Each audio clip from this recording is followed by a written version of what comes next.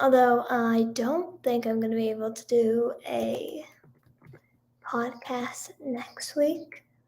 So I don't know. I'm probably just gonna maybe do it on like Saturday. I don't think anybody cares if it's Saturday or Friday. Hey, Galavich, how are you? Hey, B1 Swiffy. Hey, Clever, what's your favorite movie? My favorite movie? Oh, I don't even know. Honestly, like just I don't watch that many movies, but I saw House of Gucci over Thanksgiving, and I really really loved that movie. And it's like weird because you wouldn't think I would like it because I don't like things that are usually like on the creepier side or murders and stuff like that. But I just loved Lady Gaga in it. What's your favorite show? Glee. I haven't watched in a while, but it's just my all-time favorite. OMG, hi, do you like horror movies? I've never seen a horror movie in my life just because I'm utterly terrified of just what might happen if I see a horror movie. Like, so I've never seen a horror movie at all because it's just I used to act, so I feel like I have a pretty good like I don't think I would get too scared cuz like I know it's all acting. I know it's not real. But at the same time, I don't know. It's just I don't want to risk it to have nightmares. I have enough nightmares as it is. I don't want to deal with that. That make me really upset. Hey, Nick Meal. Um, hey, Jaraz underscore Riz from Philippines. Oh my gosh. That's so cool. I love the Philippines. I've heard pop music is like huge there. Is that true? Is that true or is that wrong? Because if it's wrong, very very sorry. Very sorry. Um yeah. Have you ever had to call the police in the ambulance? I haven't personally. Hey, Amber's main spam. Hey, it is? Oh, good to know. Although pop music's big everywhere, right? But I feel like it's especially big in the Philippines, which is really nice. I love that. I love pop music. I do. I know some people are like, pop music, but I don't. I love it. Do you like Billie Eilish? Honestly, I don't listen to Billie Eilish. Like, I've never listened to any of her albums in whole. So, like, I don't really know, but like, she seems to have a really cool personality. So, I'm here for that. She's like, I like her personality. I like her sense of humor. Hey, Stray Kids. Whoa, hi. How are you? Have you ever tried Filipino food? I haven't. I literally I feel horrible. I haven't tried any like different culture of food because I don't know. I'm such a plain eater. Do you like K-pop? I love K-pop. I do. I don't listen to it all the time because I do tend to like to listen to music where like I know the lyrics because I don't speak Korean. But like whenever Blackpink or BTS puts out a song that is like English based or not even fully English, just a little English, it's always my favorite song. Do you like Ariana Grande? I love her songs. Hey Toby, hi Toby. Oh, cool name. I like the name Toby. You've never had a Chinese? No. Like I've never like there's so many foods I've never had. It's insane. Like if you went down the list, it's crazy. Yeah. Like so many things I've never had. Really I've only had like American stuff. Um do you have any new music coming out? Um I'm working on a lot. So I do. I'm working on a lot of songs simultaneously. I'm writing every day, so definitely soon. I don't know the timeline, and I'm also working on some covers, and I'm going to be leaking a lot of songs. Basically, I have like 8, 9 songs that didn't make my album Freshman, so that are recorded and ready to go. So I thought it would be fun to just kind of put them all out there on YouTube. I'm not going to put them on Spotify, but I will be putting them on YouTube. So if you are wondering, hey, what do those songs sound like? You can go to YouTube, and they're gonna have, like, just for like copyright reasons and legal reasons, they're gonna say things like, you should not listen to this song. Do not open this song. You're not supposed to hear this song. Unreleased song. Don't listen. So if you see something that says that, listen to it. And then basically August 1st, I'm gonna drop a lost record and leak my own album because I'm stupid.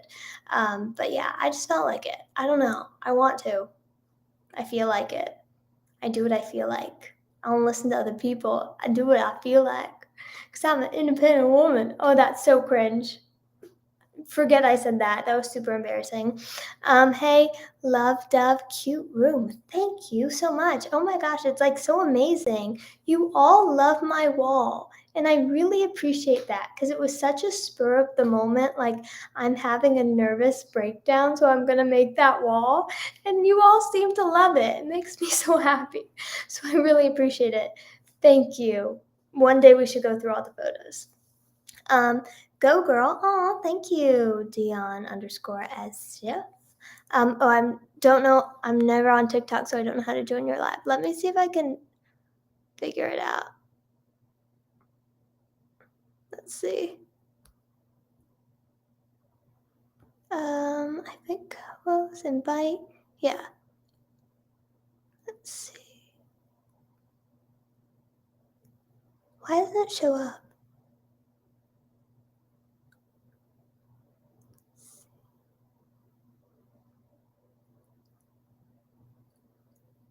Okay, so I'm going to invite, and then I think all the usernames are supposed to show up. Multi-group.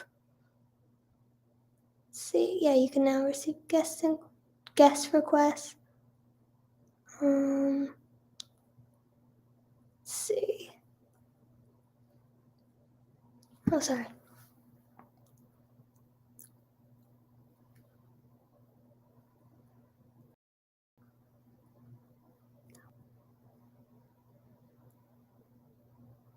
I think that should work.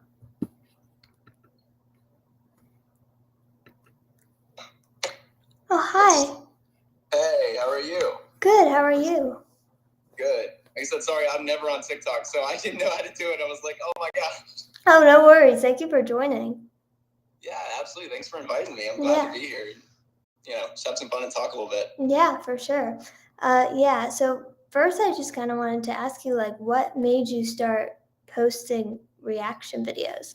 Oh, because for anybody who's watching this who doesn't know, this is Blake McLean, and he's a producer, and he has a lot of subscribers on YouTube, which is hard to do, so good job. But doing like tons of reaction videos, and it's cool because it's like producer reacts to the songs, so you kind of get a special insight. Definitely. Yeah. It's kind of crazy how it started. I was actually in law school, and for entertainment law up in Nashville. And when COVID hit, I was in North Carolina at my family's condo, and I ended up just staying there. And I had to study for all my finals and do all of those things. And I was like, I didn't have time to do music or anything, and so I was like, I need something quick that I can just kind of do as an outlet. Yeah. And I had seen a couple other channels. Actually, Steven and Stereo was one of the ones that I was watching just in my spare time. I was like, I could totally do it. This would be fun. Yeah. And I could talk about music and like talk about all the things that I've taught myself and all the things that I've learned through production and music and stuff like that, and kind of give insight into, how music works and why people like what they're listening to. And so I just kind of started doing it. And after a couple of days, it just started taking off. And I actually didn't tell a soul about it. I didn't tell my family about it. I didn't tell anyone about it until I hit like 60,000 subscribers. And then I was like, hey, I'm not going back to law school. That's awesome. Yeah, that's how I was. I didn't tell anybody about social media either. It's a good way, because then it kind of, keeps you from, I guess, keeping yourself in a box. You know what I mean? Totally. Yeah, and then do you kind of take other people, like when you decide what you're going to react to, do you do what people comment and what they want, or do you kind of more do what you want? Because I always notice there's that hard balance with creators. Yeah. Sorry, I didn't mean to interrupt you. It kind of varies because in the very beginning, there were so many albums and so many artists that I just had not done. And so it was like constant requests from, tons and tons and tons of people. And as I've kind of gotten to the point where I've done so many of those albums and I've done so many of those artists, it's like now it's a lot of little sort of spotty, smaller artists here, like little thing here, little thing here, little thing here, and so I mean, there's a huge list that I have of artists that I still need to do. Okay. But I had to sort of take it and be like, okay, so this one's going to be good for the channel. This one's going to be good for Patreon because it's like my living now. So I got to make sure it kind of stays up and keeps going. So sometimes I'll do things that, I just kind of enjoy. But most of the time, if I do something I enjoy, everybody else is like, really? And nobody shows up or nobody watches it, Yeah, for sure. Yeah, and then also like even making that big leap to be like, oh, I'm not going back to law school. Like this is what I'm doing. Were you scared to like tell people that and do that, or were you just like confident and like this is what I'm doing?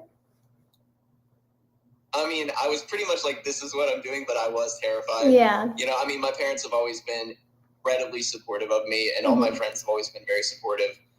But that is a huge, huge leap and a huge change, and so I had to make sure that everything was in place and, that I was being supported okay and everything like that before I actually made that decision. And pretty much like I felt good about it whenever I did finally go to everybody because I had all of my, T's crossed, I's dotted, that kind of a thing. I was like, this is how it's going to be. It's going to be fine, I promise. And it all worked out. So yeah, like there was a plan. That's always good.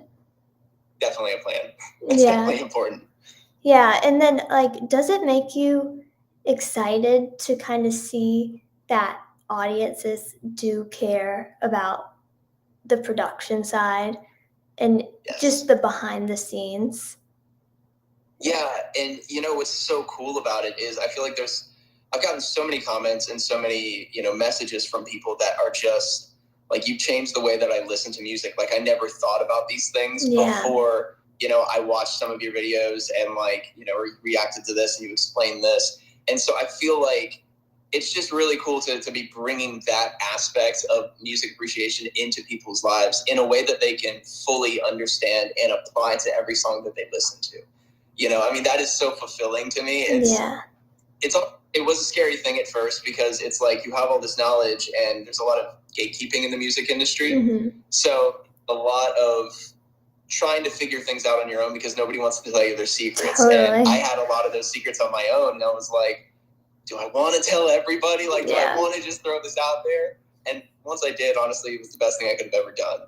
Yeah, for sure. And then even like, do you ever find yourself almost trying to figure out, oh, how technical do I go? Like in these reactions, are people going to get it or are they just going to kind of tune out and be like, I don't know what you're talking about, Yes, absolutely. Like I've thought about really diving into like, because for example, for me, I literally have like spreadsheets of songs and I've got them all laid out and like color coded, and it's like, okay, so here's the chord progression according to like the natural number system.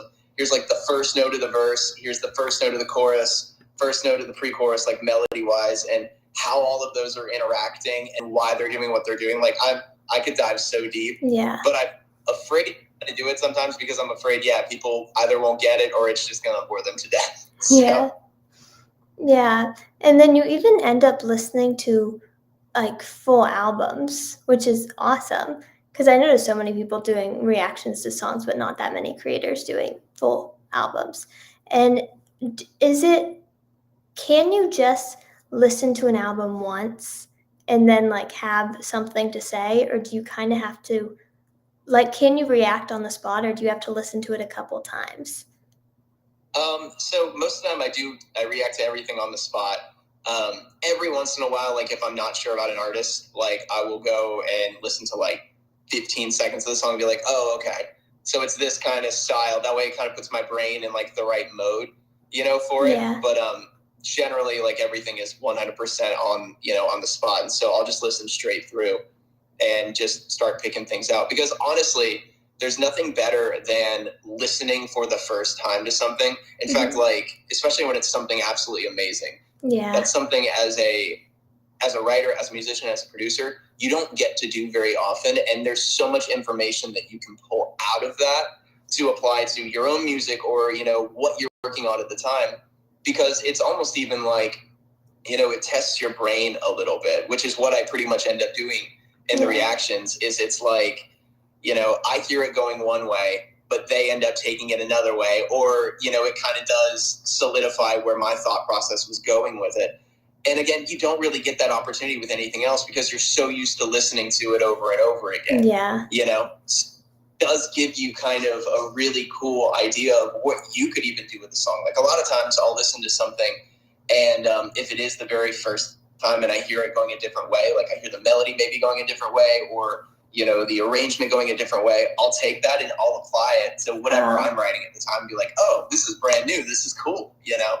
Oh, that's cool. Yeah, and do you plan on kind of using this big YouTube platform to kind of end up promoting your own music and your own stuff? I do. I have a lot of plans for what I want to do in the music industry. I really like. There was a reason I went to law school for it all. You know, there's a lot of issues in the music industry. Yeah. Like contractual issues. There's a lot of, for sure. You know, there's a big money issue right now. There has been for a while ever since streaming came around, and I really want to take it and flip it, you know, and really change the way that things are done. So this is a really good step in that direction. And I can do that through, you know, my own music. I can do it through the channel. I can do it through some of the other things that I'm working on even right now. Just kind of continue to expand my reach in the actual industry itself so I can affect everything that I want to, you know? Yeah, that's really cool. Yeah, and then Nice. even I noticed that, you know, doing a reaction video is almost risky because if you do somebody like BTS, Taylor Swift, and even like Conan Gray, which I saw you did, it's like those fan bases are so die hard.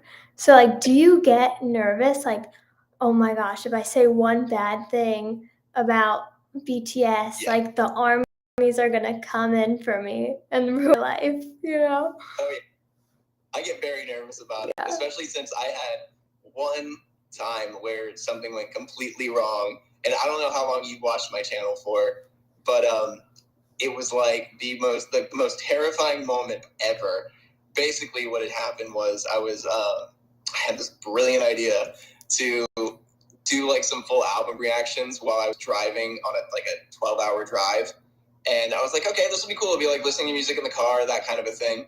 And I went to go and do, everybody had been requesting Lana Del Rey, Norman fucking Rockwell. And I was like, okay, you know, I'd never listened to Lana Del Rey before in my entire life. Yeah. And so based on the way that the album cover looked and all of these things, I was like, this is going to be perfect for driving. I'm so excited. Like, I'm going to be, you know, I thought it was kind of like power pop, you know, that sort of a thing. So I thought it was really going to get me going.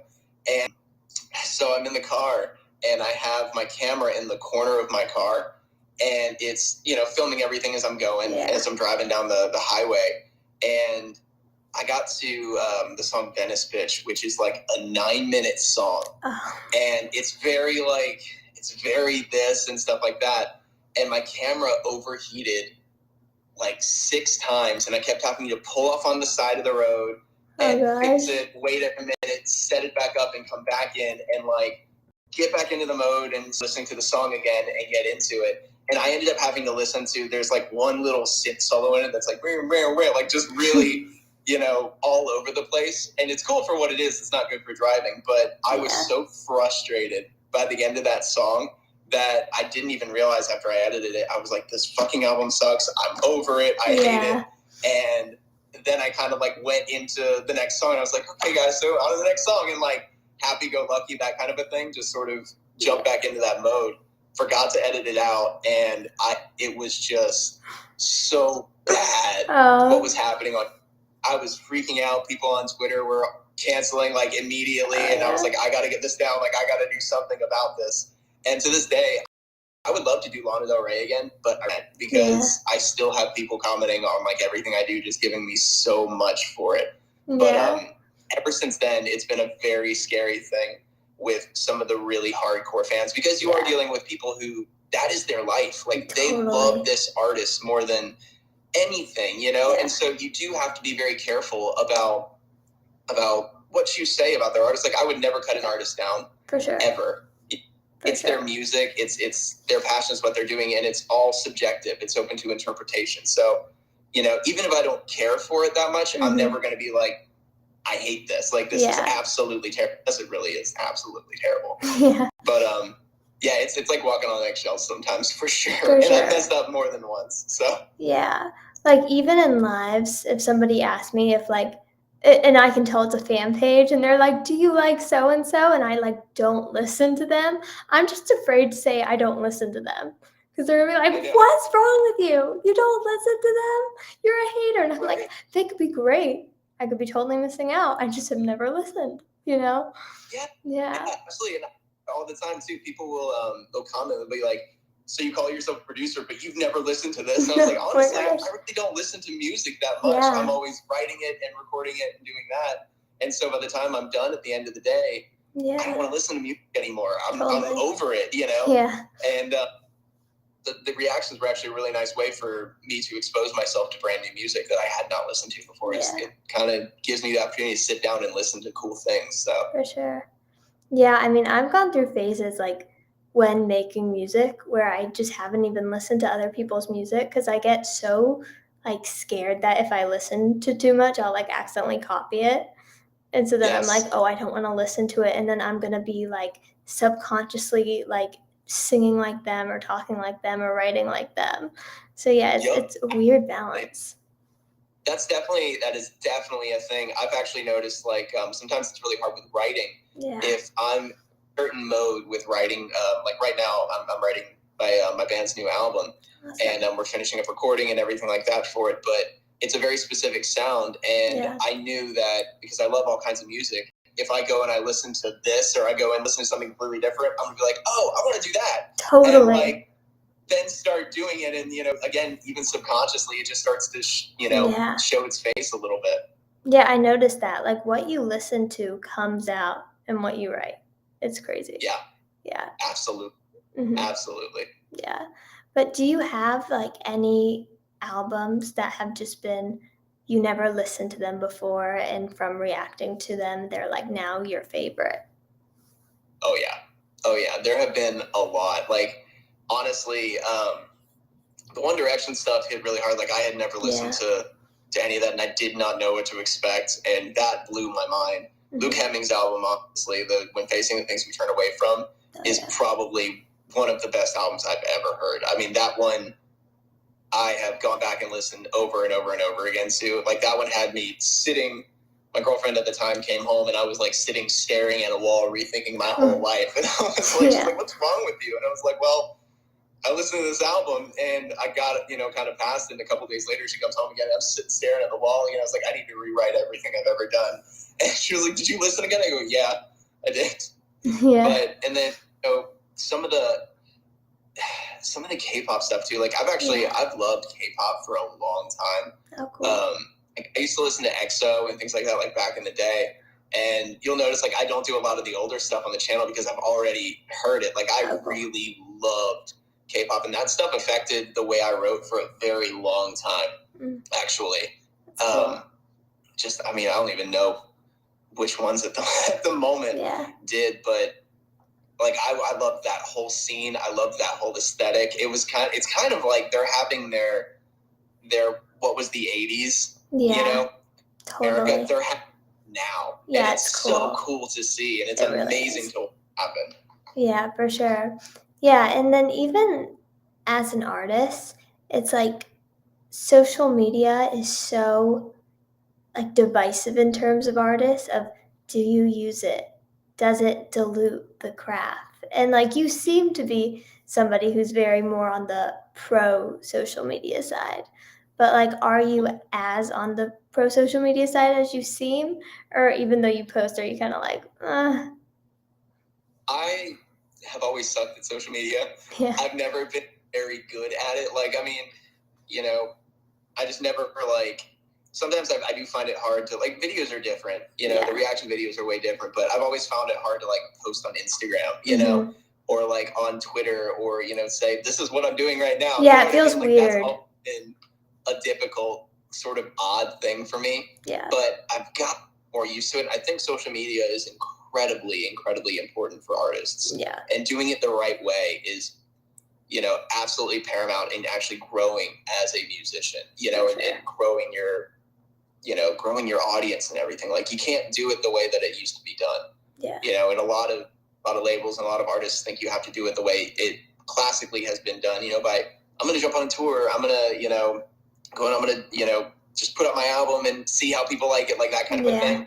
But you have to grow your presence, first. And people need to be invested in you as a person first anymore, because it's so saturated, For sure. Yeah, I agree. Because even when I first started social media, I felt so weird. Like, I felt so narcissistic, being like, hey, care about me. It's like, why should people? But, it is very important, for sure. Yeah. Yeah, good personality, too, and things like that, like you do. I mean, it's, it becomes really cool because you meet people you never would have met otherwise. Yeah. And, people have somebody that they can relate to as well, and you can relate to them. Like, it's just a really cool symbiotic relationship that you don't really realize exists until you get into that mode. For sure. I love how international it is. Like, I don't know if you've experienced that, but it's so cool to have people in different countries. And it's like meeting people in Brazil, Philippines. Yeah. It's like the coolest thing ever. It's like, wow, like I never would have met you. Even like on my street team, I have a street team of girls that help me out with, a bunch of the different things, like a, brand and like what videos we're going to do and what we're going to do here and stuff like that. But there's like one girl, she was in Germany. There's, one like the Philippines. There's like a couple in the UK, and like, it's just all over the place. And it is the coolest thing ever. Yeah. That it just brings people together from all over the world. Yeah, for sure. It's awesome. Yeah. And also as an artist, you react to full albums a lot, like singles too. But said you're working on your band's new album. Do you believe in the power of albums still, like in 2022? Because I know it's divisive. A lot of people are like, just do a bunch of singles, just do EPs. Other people, it's like, tell a full album story. Like, where do you kind of lie in that? I think it has its place, to be honest with you. And I think there's a balance to be had there. Mm-hmm. And you just kind of have to, I mean, it really also depends on how you want people to perceive the work and what people are going to actually perceive the work. Like, who's going to listen and what are they listening for? Like, if you're a pop group, and you primarily do pop, like hit songs, like hit song, singles, that's the way to go. Yeah. But if you're someone like maybe like Coldplay, where everything is sort of intertwined, you're better off, or even like The Weeknd, everything is intertwined. It's better to put out the full album, and maybe pick one single from it to give people a taste of it. So I definitely think it has its place. For growth, I think it is definitely difficult to put out a full album right away. Totally. I think definitely doing singles helps a lot. But yeah, I mean, there's a reason it's split. Yeah, I've always been torn about it. Huh? I've always been torn about it personally. Yeah. Yeah, because it's so. Yeah. Because it's so fun to make something that feels like a body of work and all goes together. But at the same time, you're just like, you want to like just do singles and put stuff out, and so it's weird. Especially if you, like, it takes so long to do an album, and if you finish a single, you're like, oh, this is awesome, I want it out, like I want everyone to hear it, and just kind of jump on it. So I'm so bad at the waiting part where you'd have to wait to put the song out. I just want to put it out the next day. Like, how do you do with that? Yeah. It's such a hard thing. Like, I just finished one yesterday, and it's taking everything. Like, we have a couple of really big surprises planned. Oh, cool.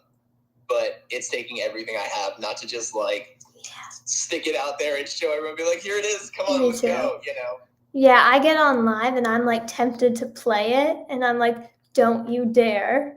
It's a demo. It's not ready. Do not play it. Don't play it.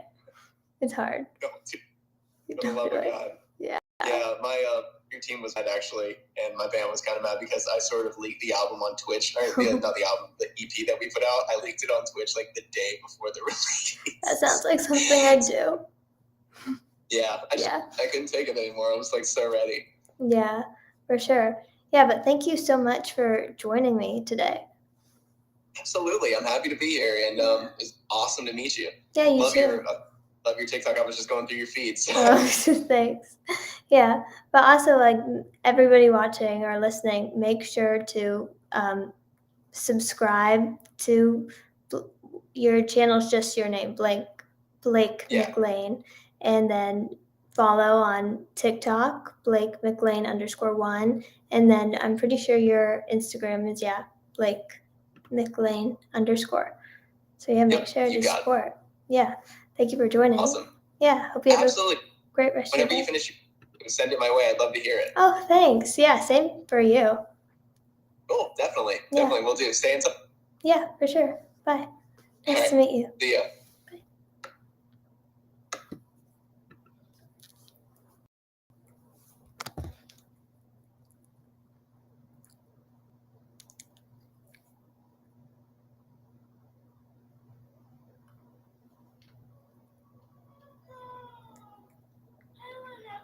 I hate it.